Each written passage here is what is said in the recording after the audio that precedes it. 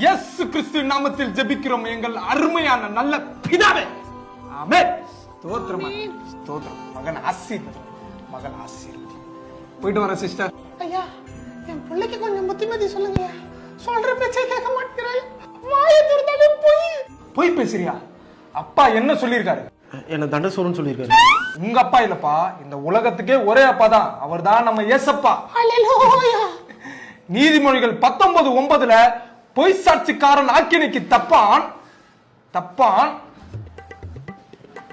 பொய்களை பேசுகிறவன் நாசமடைவான் அப்படின்னு சொல்லியிருக்காரு.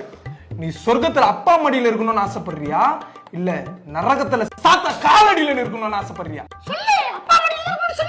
அப்பா மடியில தான் இருக்கும்.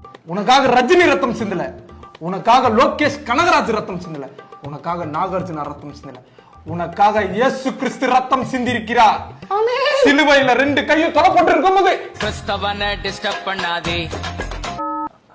ஐயா ஸ்தோத்திரம் ஐயா. ஜப கூட்டத்துக்கு தான் வந்துட்டு இருக்கேன். ஜெமினி டிராபிக்ல மாட்டிக்கணும் ஐயா. ஐயோ ஒரே டிராபிக்கா இருக்கு. ஆறு அடிக்காதீங்க இருக்க ஐயா. கவுண்டர் போட்டாங்க 10 9. ஐயா வண்டி எடுக்கணும். ஒரு நிமிஷம் இதோ வந்துடும். 2 செகண்ட் வந்துடும் மேகி மாதிரி. Okay okay. பொய் பேசக்கூடாது. ஏசப்பா என்ன சொல்லியிருக்காரு? ஆதியிலே தேவன் வானத்தையும் பூமியும் சிருஷ்டித்தார். எதுக்காக? நம்ம பொய் பேசுறதுக்காகவா? பொய் பேசினா ஆய் வராது, பாத்துக்கோ.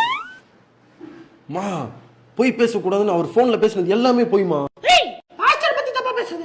கர்த்தர் பொய்யை மெய்யாக்குவார். அப்படியா? எந்த அதிகாரம்? ஹல்லேலூயா.